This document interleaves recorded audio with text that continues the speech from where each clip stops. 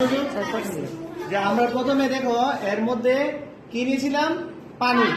এই বিকারের মধ্যে কি ছিল, আচ্ছা পানির মধ্যে কি রং মিক্স করা হয়েছে, হলুদ রং। আমরা যেন কি যেন নির্ণয় করতে যাচ্ছি, ঘনত্বের পরীক্ষা। ঘনত্বের পরীক্ষা আমরা জানি যে এখানে বিভিন্ন লিকুইড বা তরল পদার্থ নিচ্ছি। একটা হচ্ছে পানি, এদিকে দেখাও, একটা হচ্ছে এটার মধ্যে ভোজ্য তেল রাখা হয়েছে, আর এটার মধ্যে হচ্ছে মধু রাখা হয়েছে এই শিশিটার মধ্যে। তো যার ঘনত্ব বেশি হবে, যার ঘনত্ব কি হবে বেশি হবে, সেই পদার্থটা কোথায় থাকবে, নিচে, একেবারে নিচে। তা আমরা আস্তে আস্তে আমরা এই যে পানির মধ্যে, এই যে পানির মধ্যে এখন কি ডালতেছি, পানির মধ্যে কি ডালতেছি, এই যে আস্তে আস্তে আলাদা দেখি এটা মিক্সড হয় কিনা।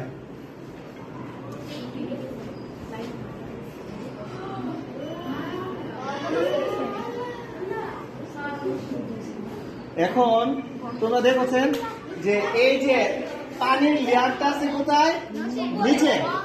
পানির লেয়ার কোথায় আছে, নিচে। আর ভোজ্য তেলের লেয়ারটা কোথায় আছে, উপরে। তার মানে পানির ঘনত্ব বেশি নাকি ভোজ্য তেল ঘনত্ব বেশি, পানির ঘনত্ব বেশি এই জন্য নিচে রয়েছে, আর ভোজ্য তেলের ঘনত্ব কম এই জন্য কোথায় রয়েছে, উপরে। আমরা এখন ডালবো মধু। এখন কি ডালবো, মধু। তাহলে এখন তোমাদের ধারণা কি মধু গুলো দেখবো, এখন এটা ছিল একটা মধু, মধু ছিল, এই মধু গুলো আমরা এখন ঢালতেছি। সবাই আবার এখানে পরীক্ষার মধ্যে দেখো, নিচ থেকে দেখা যায় কিন্তু এই যে ঢালতেছি মধু।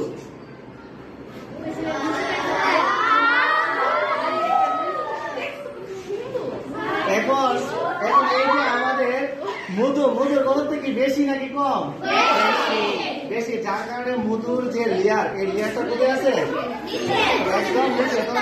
ফলে আমরা এখানে তিনটা স্তর, অর্থাৎ 3 স্তর বিশিষ্ট, কয় স্তর বিশিষ্ট, 3 স্তর বিশিষ্ট 3টা লেয়ার পাইছি বা লেভেল পেয়েছি। এরা কিন্তু অর্থাৎ সবগুলোই কিন্তু তরল পদার্থ ছিল, আর তরল পদার্থ হওয়া সত্ত্বেও এরা কিন্তু একসাথে মিক্সড হয় নাই, মানে মিশে যায় নাই।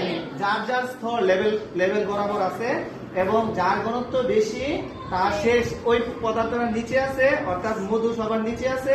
তারপর হচ্ছে পানি, পানি ঘনত্ব মধু অপেক্ষা একটু কম, এই জন্য পানিটা কি আছে উপরের স্তরে।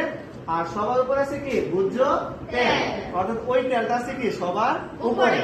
তার মানে কি আমরা এই ঘনত্বের পরীক্ষা থেকে কি কি জানতে পারতেছি, পানির তেলের ঘনত্ব পানি অপেক্ষা কম না বেশি।